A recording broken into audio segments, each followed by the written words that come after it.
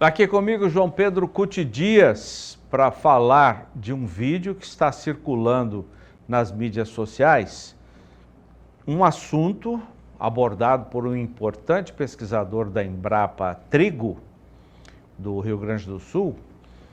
Aliás, é um assunto que ele aborda aqui desde que ele chegou no canal do Boi, já tem alguns anos, né, João Pedro? Que é nosso. Hein? É um assunto que nós sempre estamos colocando na pauta. Porque é verdade. A questão de solo é o maior patrimônio que o produtor rural tem. Tem que ter cuidado. Esse vídeo, o professor, em poucos minutos, deu uma aula excepcional. No vídeo, esse pesquisador, né, é o pesquisador e chefe adjunto de tecnologia, de transferências de tecnologia da Embrapa Trigo, de Passo Fundo, no Rio Grande do Sul. Ele mostra rapidamente a importância do produtor, do agricultor, reter a água das chuvas na lavoura como forma de preservar o solo e enriquecer a raiz das plantas. Vamos dar uma olhada primeiro no vídeo. Esta chuva segurada na lavoura, numa coxilha, por planta, por plantio em nível, em contorno e com o terraço, esta água, ao infiltrar, vai levar 3 a 5 meses para chegar na calha do rio. Se não segurar na lavoura, em 1 hora está lá embaixo, levando adubo, levando calcário, levando a nata da terra, que é a matéria orgânica, e 1 quilo de matéria orgânica disponibiliza 18 litros de água para a planta. Então é a raiz, pela raiz que a planta come e bebe. A cada centímetro que desce, esta raiz, esse solo oferece 1 milímetro de água para a planta por dia, e a planta precisa 6. Se a raiz descer a 60 centímetros, eu tenho água para 11 dias, mas eu tenho a água capilar, que me vem mais e abastece esta planta. Se eu tenho, como temos na maioria do solo do Rio Grande do Sul, uma camada compactada, que a água não desce e que dá a enxurrada, nós temos, pela ciência, formas tranquilas de corrigir com uma agenda de Estado para isso. As soluções tecnológicas existem. Repito, onde nós estabelecemos esse sistema, segurar a água onde cai, com planta 365 dias por ano.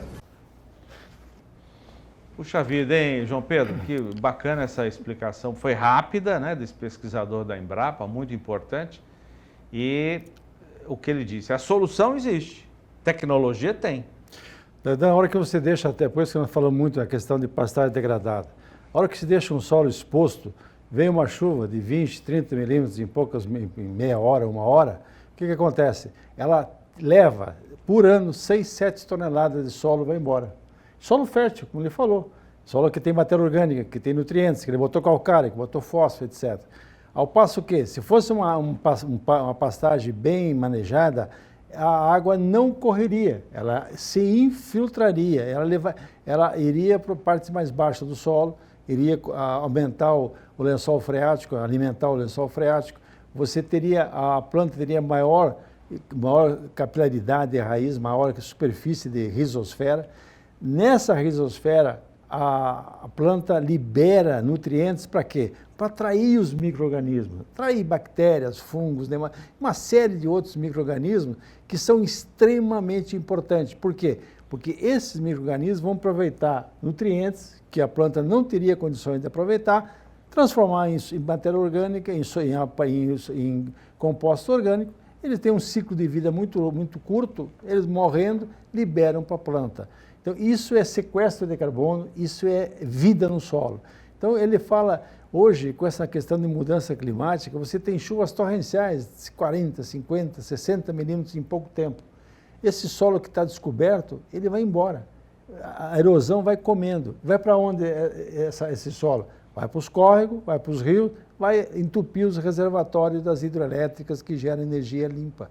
Ou seja, a questão é extremamente importante que o produtor pense, olhe o solo como elemento vivo, olhe o manejo do seu pasto. Pasto rapado não tem futuro, ele não tem raiz, está rapado, ele tem um pouquinho de raiz, 5, 10 centímetros de raiz. O que acontece? Qualquer veranico, qualquer suspensão de chuva, a planta entra em ponto de murcha. E depois ele demora muito para... Ela gasta as suas energias para tentar recuperar. Então, o importante é que ele olhe, tenha sempre a preocupação, o ano inteiro ter cobertura vegetal, vida no solo. Hoje, o avanço da agricultura regenerativa é muito grande no Brasil. O Brasil hoje é um modelo nisso aqui. Plantou-se soja, colhe a soja em janeiro, fevereiro, planta-se o milho ou o trigo, no caso dos estados do sul do Brasil, junto com ele, às vezes um mix. Nós tivemos um senhor que recebeu um prêmio aqui no estado, seu Aki, é um produtor, um pecuarista lá de Maracaju, ele coloca 5 a 10 espécies de vegetais junto com o milho. Ele coloca trigo, aveia,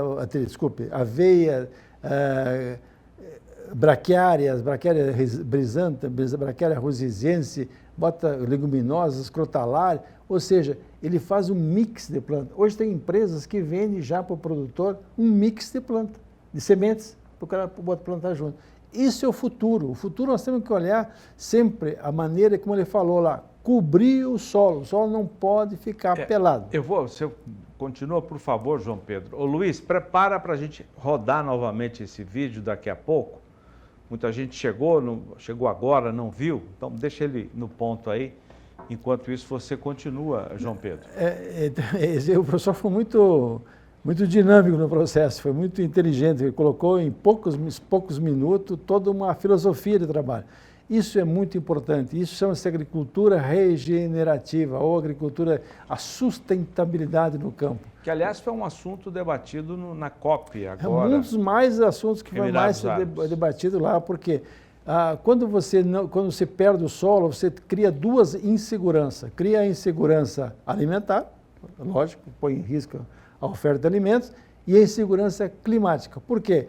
Porque à medida que você vai entupindo os reservatórios, diminui a geração de energia hidrelétrica, a hora que você deixa o solo exposto, ele queima aquela matéria orgânica que tem. A matéria orgânica que é carbono retido, matéria orgânica é vida, que alimenta o solo. Então você tem hoje, ele mostra ali a importância de você ter um grande sistema radicular, para quê? Para aguentar essas mudanças que estão acontecendo, temperaturas de 40, 42 graus. Se você tiver uma boa palhada em cima do solo, você tem 8 a 10 graus menor na temperatura do solo do que o solo exposto. O solo exposto, no Mato Grosso, chegou a 45, 46.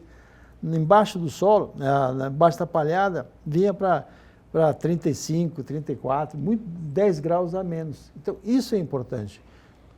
É verdade. Vamos ver então de novo o vídeo.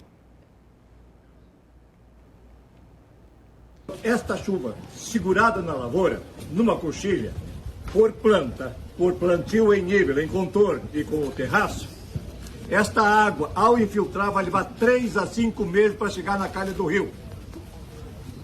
Se não segurar na lavoura, em 1 hora está lá embaixo, levando adubo, levando calcário, levando a nata da terra, que é a matéria orgânica, e 1 quilo de matéria orgânica disponibiliza 18 litros de água para a planta. Então é a raiz, pela raiz, que a planta come e bebe. A cada centímetro que desce, esta raiz, esse solo oferece 1 milímetro de água para a planta por dia, e a planta precisa 6. Se a raiz descer a 60 centímetros, eu tenho água para 11 dias, mas eu tenho a água capilar, que me vem mais e abastece esta planta. Se eu tenho, como temos na maioria do solo do Rio Grande do Sul, uma camada compactada, que a água não desce e que dá a enxurrada, nós temos, pela ciência, formas tranquilas de corrigir com uma agenda de Estado para isso. As soluções tecnológicas existem. Repito, onde nós estabelecemos esse sistema, segurar a água onde cai, com planta 365 dias por ano. Esse é o chefe adjunto de transferência de tecnologia da Embrapa Trigo, de Passo Fundo, no Rio Grande do Sul. É o Jorge Lemainski, João Pedro. Essa questão de compactação do solo é excesso de trânsito de máquinas pesadas, especialmente quando o solo está um pouco úmido. Ele vai compactando o solo, a planta não consegue romper aquela camada compactada. Então ela fica com uma superfície de 5 a 10 centímetros para explorar de profundidade no solo. Então hoje existem plantas como o guandu e tantas outras leguminosas que elas conseguem romper essa camada compactada. Então, e quando ele tem um sistema radicular bastante agressivo, bastante forte, ele consegue, a própria biota, a microbiota que fica ali, tudo isso vai ajudar a romper, a quebrar essa resistência. Então, hoje, por que o Brasil entrou pesado nessa questão da agricultura regenerativa? Se você não fizesse isso, ele tinha quebrado. Se você olhar 30 anos atrás, aqui no Cerrado, por exemplo, o pessoal preparava o solo, lavrava, gradeava, o solo que era compactado, vinha uma chuva, arrastava tudo aquilo, arrebentava com os terraços, levava embora essa terra. Hoje, não se mexe mais na terra. Quanto menos mexer na terra, mais sucesso você vai ter. Isso vale para a agricultura, vale para a pecuária, vale para a floresta, qualquer coisa. Na pecuária, nós manejando bem o pasto, nós vamos ter um pasto que rebrota muito mais rápido quando tem umidade no solo. Um pasto rapado, ele não consegue, ele não tem raiz para buscar água mais profundamente, se aprofundar no solo para buscar essa água. Ao passo que um pasto bem estabelecido, que tenha folha, que ele tenha uma raiz forte, ele busca essa água a 10, 15 centímetros, 20 centímetros. Então, hoje, essa mudança, o Brasil está sendo campeão no mundo nesse modelo de agricultura tropical, graças à Embrapa, graças às empresas de pesquisa, graças aos técnicos brasileiros e o produtor que encarou e viu que precisava mudar o modelo de produção. Agora, que tipo de investimento tem que ser feito na fazenda, João Pedro, para essa agricultura regenerativa? Primeiro é conhecimento. Ele tem que procurar conhecimento, ver quem faz bem feito, acompanhar o trabalho, procurar técnicos que possam assessorá-lo e começar um processo de mudança de protocolo. Por isso que o Brasil hoje, nós temos mais de 15 milhões de hectares de lavoura no Brasil, um sistema de integração. Isso é um avanço fantástico. Isso dá segurança. Não é que uma seca braba, não vai, em vez de você colher 15, 20 sacos por hectare de soja, você vai colher 35, 40. Se as condições forem boas de umidade, você vai colher 60, 70 sacos. Ou seja, esse aumento na produtividade brasileira, lógico, uma série de outros fatores também, material genético e tal, mas muito, muito mesmo é o manejo do solo. A vida no solo é uma questão básica. A cobertura do solo, a presença o ano inteiro de palha em cima do solo para proteger contra esse calor absurdo que nós estamos vivendo, tudo isso ajuda em termos de melhoria na questão ambiental, menos erosão, menos assoreamento de rio, melhoria na resiliência da planta, a planta tem mais raiz, ela vai buscar mais água, ela tem mais vida no solo, ela vai... E também na questão climática, se em algum momento o produtor vai ser pago por sequestrar carbono, ou seja, as plantas pegam o carbono que está no ar, transformam em matéria orgânica e armazenam no solo. Bonita, muito didático. Muito bom. Eu botei no meu WhatsApp e estou mandando para tudo que é pessoa que eu conheço, porque é extremamente didático a maneira que ele coloca a questão. Agora, não precisa fazer tudo de uma vez, né? Não, é uma transformação. Na pecuária, por exemplo, você tem 50% da área degradada, começa a fazer um processo de recuperação. Não vai ter dinheiro para tudo? Não, mas começa a fazer. Usa aquilo para recupera o pasto, maneja o pasto, bota cerca, ou cerca elétrica, ou cerca comum, dá tempo, bota o gado, todas as forrageiras têm um tamanho para entrar e um tamanho para sair. Respeita isso. Agora, se você deixar o gado chegar até o chão, e deixar o focinho dele vermelho de raspar o chão, aí não tem futuro, não. Agora, maneja bem, cuida bem, que mesmo que haja seca, mesmo que haja chuvas torrenciais, o dano é muito menor numa área dessa. Em termos de valorização da terra também não tem, não, dúvida. Né? Você vai numa terra recuperada e uma terra com pastagem degradada é noite para o dia. A diferença é brutal. E eu fiz a minha tese de mestrado em cima disso aí, fiz uns 10 anos atrás. Por que o pequeno produtor e o médio produtor não fazem recuperação? Eu perguntava para eles, por que eles não fazem? Por 4 razões básicas, sabia? Primeiro, não tem conhecimento, tecnologia.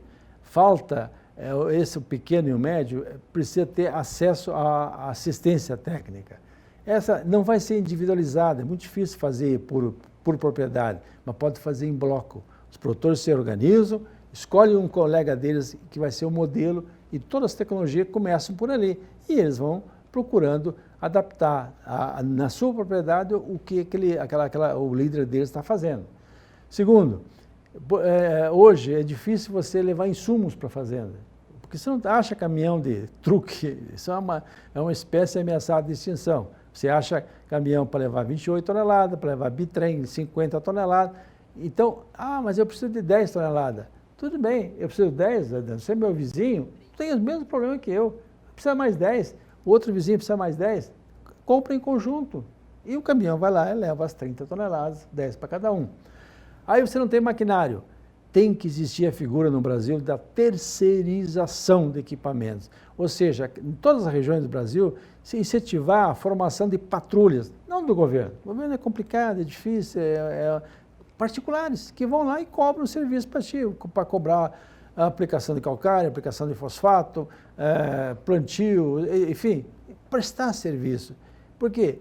Hoje qualquer trator custa 250, 300 mil, 400 mil. O pequeno produtor não tem como comprar um trator, mas ele tem como pagar o serviço para o cara fazer para ele. As cooperativas de leite no Paraná fazem muito a questão de formação de forrageira, de plantio de plantas para milho, etc., para fazer silagem. Vão lá, essa equipe vai lá, planta, colhe e coloca no silo, pronto. Aí o produtor, o pecuarista vai lá, na hora só pegar o silo, abrir o silo e dar o alimento para o gado. E por último, tem que ter fundos de aval, porque o banco não gosta de emprestar para quem precisa, o banco gosta de emprestar para quem não precisa. E esses caras normalmente não tem cadastro, então fundo de aval. Fundo de aval daria condições que muitos produtores tivessem acesso ao crédito rural. Essas 4 questões são básicas, para botar em prática aquelas ideias do nosso amigo lá.